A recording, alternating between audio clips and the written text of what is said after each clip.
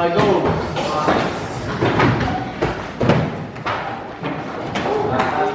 Ya aman. Salaman. Assalamualaikum. Merdeka. Merdeka. Ayo abda bil basmalah. Bismillahirrahmanirrahim.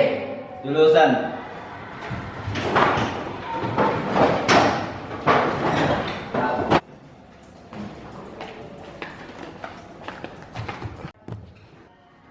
Okay, student. Good morning. Good morning. How are you today? I'm fine. Thank you. I'm fine too. Oke, hari ini kita akan mempelajari tentang astronomi.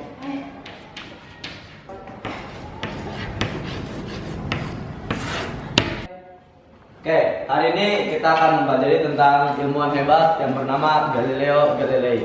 Si Bapak mau nanya, ada yang pernah mendengar namanya? Saya Pak, dia terkenal sebagai bapak ilmu pengetahuan modern kan? Betul sekali Dina. Beliau sangat berpengaruh dalam bidang astronomi. Siapa yang tahu salah satu penemuannya? Dia menemukan teleskop, Pak. Tepat sekali Badrun. Dengan menggunakan teleskopnya, beliau dapat mengamati planet-planet dan juga bulan. Saya ingin bertanya Pak. Silakan, apa yang ingin kamu tanyakan dia? Jadi begini Pak, bukannya Galileo juga meneliti tentang matahari sebagai pusat tata surya lewat teleskop temuannya itu? Pertanyaan yang bagus dia. Benar, memang Galileo yang menyatakan bahwa matahari sebagai pusat tata surya dengan menggunakan teleskop penemuannya tersebut. Wah, keren sekali Galileo. Berarti dia dulu sangat terkenal ya? Tidak Felis, perjalanan Galileo tidak semulus yang kamu bayangkan. Banyak tantangan yang ia hadapi bahkan hingga akhir hidupnya. Pak, bisakah Bapak menceritakan tentang perjalanan Galileo? Baiklah, tentu saja Bapak akan menceritakan siapa itu Galileo Galilei. Pada abad ke-17, perkembangan pemikiran bangsa Eropa sangatlah terbatas. Banyak orang yang berlalu lalang pada abad ini meyakini bahwa bumi sebagai pusat tata surya. Keyakinan akan konsep ini telah diyakini sejak zaman kuno yang sekarang masih dianut oleh bangsa Eropa. Akan tetapi, konsep ini telah terombang-ambing semenjak adanya pengungkapan bahwa matahari sebagai pusat tata surya yang dikemukakan oleh Galileo Galilei, seorang ilmuwan asal Italia. Ilmuwan ini meyakini jika matahari sebagai pusat tata surya karena dari hasil penelitiannya lewat teleskop pada saat mengajar di Universitas Padua. Alat ini juga yang membantu penemuan Galileo Galilei tentang gunung dan kawah di bulan, 4 bulan terbesar Jupiter, serta bintik matahari dan fase Venus. Observasi ini yang memberikan dukungan kuat dan teori penemuannya yang disebut sebagai teori heliosentris, yang mengajarkan kepada para mahasiswa di Universitas Padua, ilmuwan dan juga kepada warga umum melalui karya-karyanya yang ia tulis, yang dikemukakan oleh Copernicus. Akan tetapi penemuan teori ini amat bertentangan dengan ajaran gereja yang menyatakan bahwa bumi sebagai pusat tata surya. Pak, bagaimana Galileo Galilei bisa dipercaya untuk mengajarkan tentang teori heliosentris, sedangkan saja penemuannya bertentangan dengan ajaran gereja? Nah, jadi Galileo Galilei mengajarkan para mahasiswanya di Universitas Padua menggunakan berbagai cara yang efektif. Dengan menggunakan berbagai cara. Salah satu caranya ia sering menggunakan yaitu diskusi interaktif. Dengan cara ini memungkinkan mahasiswanya untuk saling berargumen dan memiliki pandangan yang berbeda.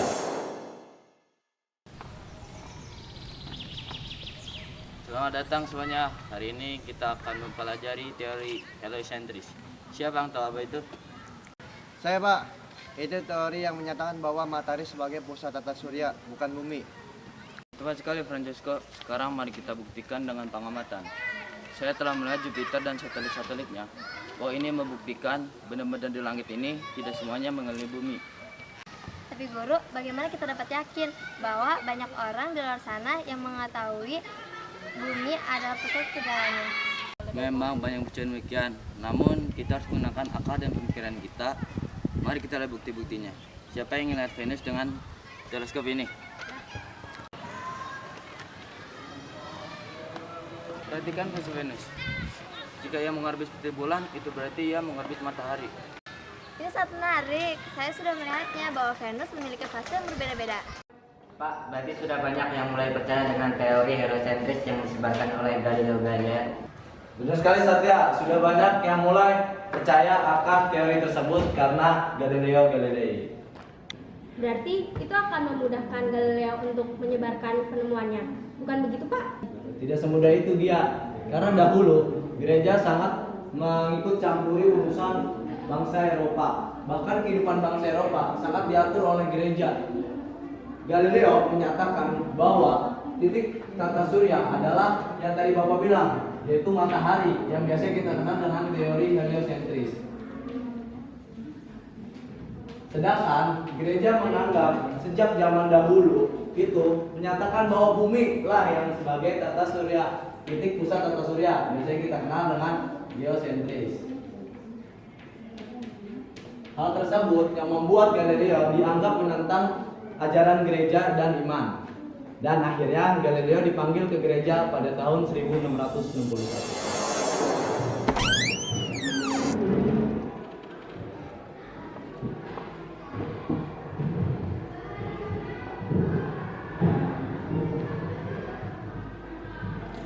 Selamat datang Galileo.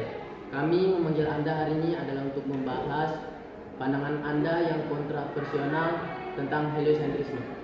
Terima kasih Yang Mulia, saya menghargai kesempatan ini untuk menjelaskan teori temuan saya, yaitu heliocentris.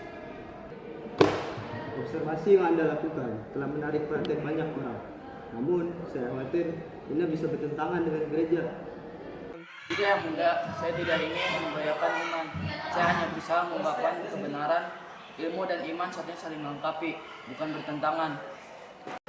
Namun, ide-ide Anda bisa menyebabkan kebingungan di kalangan umat. Kami tidak bisa membiarkan ini terus berlanjut. Saya tidak berniat menentang gereja, tetapi untuk mencari pengenalan yang lebih dalam. Jika ada kesalahan, saya bersedia untuk menanggungnya. Kami akan memikirkan apa yang Anda katakan. Namun, ingatlah bahwa keyakinan yang sudah mapan tidak bisa dengan mudah diubah. Saya menghormati keputusan Anda. Saya berharap suatu hari nanti sains dan iman dapat berjalan beriringan.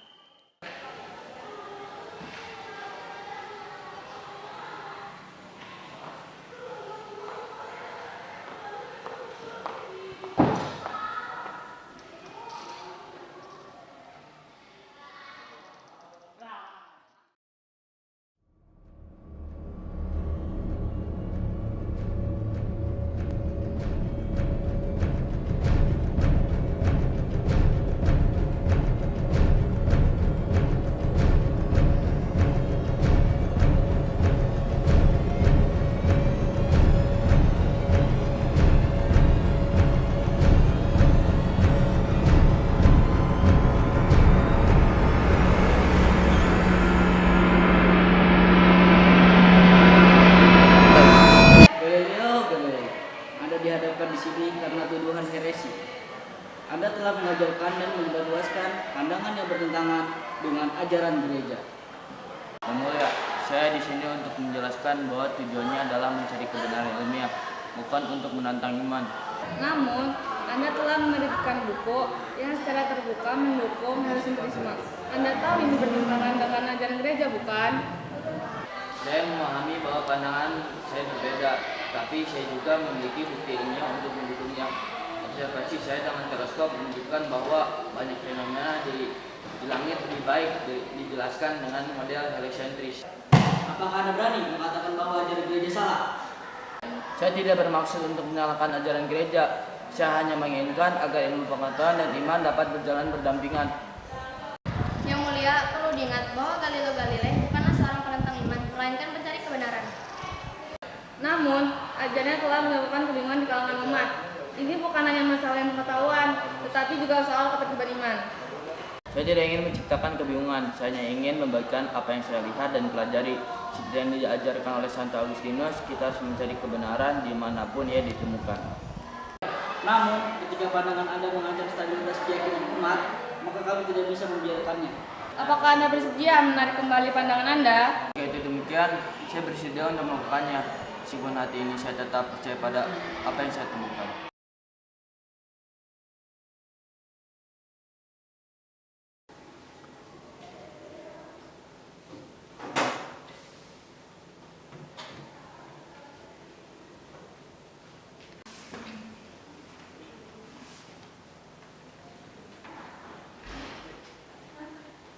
Maestro, bagaimana keadaanmu hari ini? Benedetto. Aku hanya sedikit lelah. Mataku semakin pudar, tetapi pikiranku masih tajam. Saya khawatir, sudah berapa lama kamu mengalami kesulitan ini? Beberapa tahun sejak penahanan, kesehatan ini semakin menurun. Tapi ilmu pengetahuan tidak mengenal batas, bukan?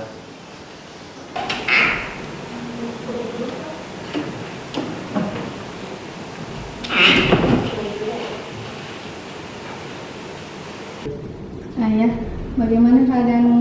Apakah ada yang bisa aku bantu? Anakku, kalian telah membantuku di masa sulit-sulit ini. Kesehatan dan fisik memang menurun, tetapi semangatku masih membara. Maestro, apakah Anda tidak ingin beristirahat lebih banyak? Jangan lewaskan diri. Istirahat bagi mereka yang tidak punya misi. Aku masih banyak yang harus dieksplorasi. Tapi ayah, kami ingin melihatmu sehat. Ilmu pengetahuan harus diimbangi dengan kesehatan. Mungkin kau benar, waktuku semakin dikit, tapi kebenaran harus dibagikan. Maestro, kita bisa mengatur agar Anda mendapat perawatan lebih baik. Jangan ragu untuk meminta bantuan. Terima kasih Benedetto. Namun pikiranku selalu tertuju pada bintang-bintang dan hukum alam. Ini membuatku hidup. Ayah, tidak peduli apapun yang terjadi, warisanmu akan tetap diteruskan. Kebenaran akan selalu menemukan jalannya. Teruslah mencari anakku. Itu yang paling penting. Ayah, aku di sini bersamamu. Tidak ada yang perlu kau khawatirkan. Anakku, waktuku semakin dekat. Aku tidak menyesali apapun. Pengetahuan yang telah kutemukan akan hidup selamanya. Maestro, kami semua berutang budi padamu. Warisanmu akan terus menginspirasi generasi mendatang. Itu adalah harapanku. Ilmu pengetahuan adalah cahaya. Jangan biarkan padam. Ayah, kau telah bekerja begitu keras. Kami semua akan selalu mengenang jasamu. Teruslah mengejar kebenaran. Jangan biarkan ketakutan menghentikanmu. Maestro, jika ada sesuatu yang ingin kau sampaikan, kami siap mendengarnya. Ingatlah, jangan pernah berhenti bertanya. Setiap pertanyaan membawa kita lebih dekat dengan kebenaran. Kami akan mewariskanmu, ayah. Kami berjanji. Baiklah, sekarang aku istirahat. Biarkan bintang-bintang menanti padaku.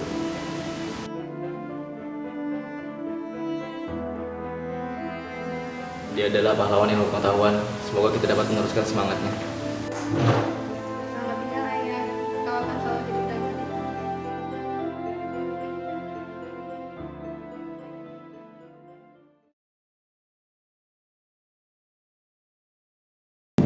Selamat pagi rekan-rekan. Hari ini kita berkumpul untuk membahas warisan luar biasa dari Galileo Galilei, seorang pelopor sains modern. Betul sekali Giovanni, karyanya membuka jalan bagi pemikiran ilmiah yang lebih rasional dan basis bukti. Tanpa beliau, kita mungkin tidak akan pernah memahami gerak planet dengan cara yang kita lakukan sekarang. Hadirin yang berbahagia, tujuan saya di sini adalah saya ingin berbagi beberapa surat dari ayah saya. Dalam surat-surat ini, beliau berbicara tentang pentingnya rasa ingin tahu dan pencarian kebenaran. Itu sangat menarik, Sister. Apa yang beliau katakan? Ilmu pengetahuan adalah perjalanan tanpa akhir. Kita harus selalu bertanya dan tidak takut untuk menemukan kebenaran, meskipun itu menentang keyakinan kita. Kata-kata yang bijak, beliau tidak hanya seorang ilmuwan, tapi juga seorang filsuf yang memahami nilai dan keraguan dan penelitian. Dan jangan lupakan kontribusinya dalam pengembangan metode ilmiah. Beliau mengajarkan kita untuk mengamati dan bereksperimen. Itu adalah fondasi bagi seluruh penelitian ilmiah. Saya selalu percaya bahwa ilmu pengetahuan harus selalu dibagikan. Beliau ingin ilmu pengetahuan tidak hanya dimiliki oleh segelintir orang, tetapi untuk semua umat manusia. Dan itu adalah warisan yang akan terus hidup. Kita sebagai ilmuwan memiliki tanggung jawab untuk meneruskan semangat tersebut. Kita harus mengajarkan prinsip-prinsip ini ke generasi berikutnya, tidak hanya untuk menghormati beliau, tetapi untuk masa depan sains itu sendiri. Saya merasa bangga menjadi anak beliau. Saya berharap beliau tahu betapa banyak orang yang terinspirasi oleh pemikiran beliau. Mari kita teruskan kegiatan ini. Ilmu pengetahuan adalah cahaya yang tidak boleh padam.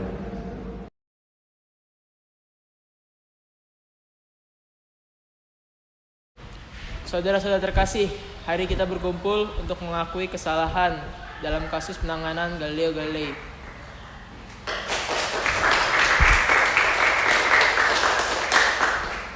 Kami percaya bahwa ajaran gereja harus diutamakan.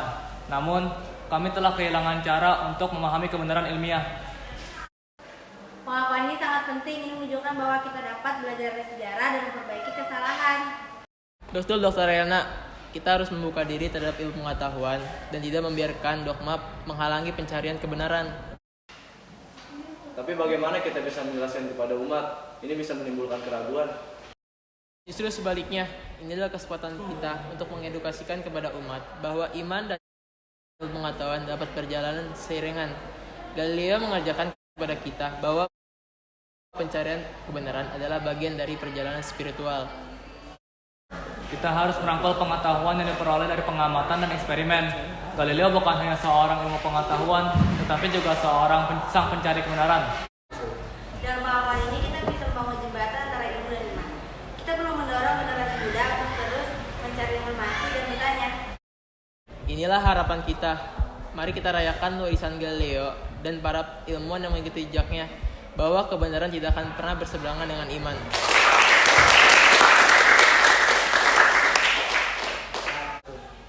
Semoga kita semua dapat belajar dari sejarah dan tidak mengulangi kesalahan yang sama. Mari kita terus mencari kebenaran, baik di langit maupun di bumi, dan menjadikan warisan Galileo sebagai inspirasi bagi kita semua. Wah, Galileo memang ilmuwan yang hebat dan berjasa. Aku ingin seperti beliau. Bagus sekali, Ja. Bapak doakan kamu dapat menjadi seperti beliau. Dalam pelajaran ini, kita dapat meneladani sifat Galileo, yaitu rasa ingin tahu yang besar. Jadi, kalian dalam belajar juga harus memiliki rasa ingin tahu yang besar dan memiliki kepercayaan diri dalam mengungkapkan kebenaran, meskipun banyak tantangan yang dihadapi dan kesulitan yang dihadapi. Oke, anak-anak, terima kasih atas waktunya. Mari kita sempurnakan pelajaran hari ini dengan berhamdalah. Alhamdulillahirrahmanirrahim. Ya, duluan ya. Terima kasih, Pak Budi. Terima kasih, Pak Budi.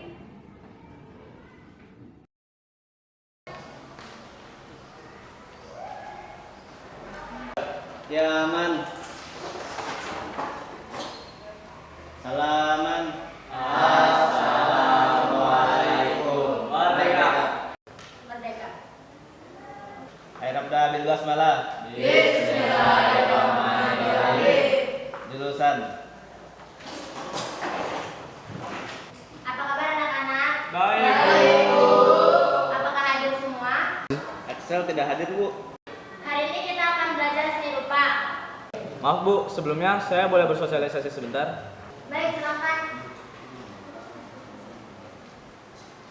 Oke teman-teman, dari klub astronomi mengadakan suatu lomba, yaitu membuat miniatur planetarium yang akan dilaksanakan di Datan Sri pada tanggal 27 September 2024. Setiap kelas mengirim satu anggota kelompok yang terdiri dari 3 orang.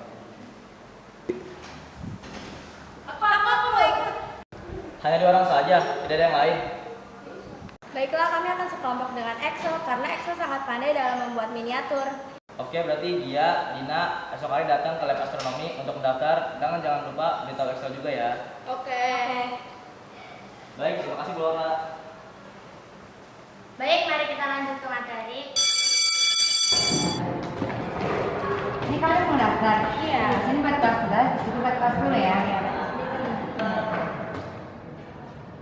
Oh iya, jadinya Data kapan nih kita mau beli alat-alat buat lomba? Gimana kalau besok aja? Excel sini dah. Kalau misalkan kita beli alat-alat buat besok gimana? Iya, boleh tuh. Berarti kita besok kumpul aja selesai asar di kapsul dekat kantin. Oke. Iya.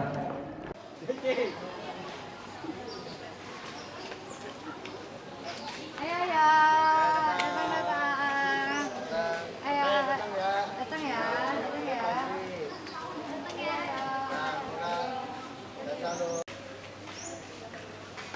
Wah, ada apa nih?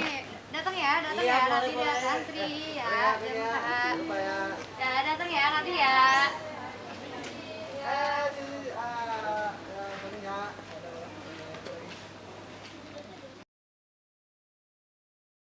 Bismillahirrahmanirrahim. Assalamualaikum warahmatullahi wabarakatuh. Waalaikumsalam warahmatullahi wabarakatuh. Di sini saya sebagai pembawa acara akan menjelaskan teknis selama acara berlangsung. Pertama, setiap kelompok akan diberi memberikan waktu bekerja selama 1 jam 30 menit. Kedua, bagi kelompok yang meminjam barang ataupun bahan ke kelompok lain selama lomba berlangsung, akan dikurangi poinnya sebesar 3 poin. Ketiga, bagi kelompok yang meminjam barang ataupun bahan ke kelompok lain setelah waktu berakhir, agar melapor ke meja bagian juri. Keempat, saat waktu sudah habis, bagi kelompok yang belum menyelesaikannya, tidak akan ada toleransi. Sekian, mendidik dan berkaya semata-mata hanya untuk beribadah kepada Allah Subhanahu wa taala. Alhamdulillahirabbil alamin. Ya, karena acara akan segera dimulai untuk setiap kelompok agar kesukaannya masing-masing dan bersiap. Bersedia semuanya? Bersedia! 1, 2, 3, mulai!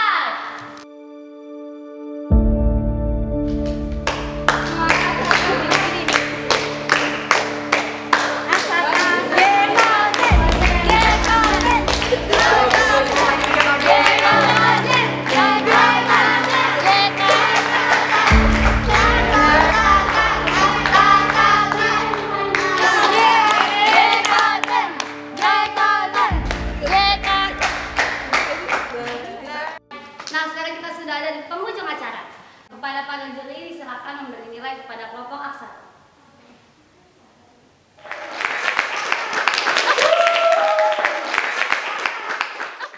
Wow, nilai yang hampir sama sekolah tinggi. Selanjutnya, mari kita nilai kelompok Gekozen. Kepada para juri silakan memberi nilai.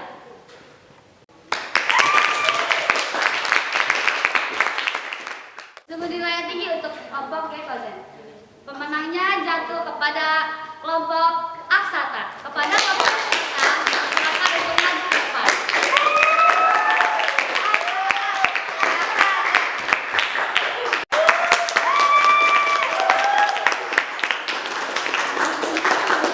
Selamat kepada kelompok Aksata. Pada juri kalian memberi hadiah piagam penghargaan kepada kelompok Aksata.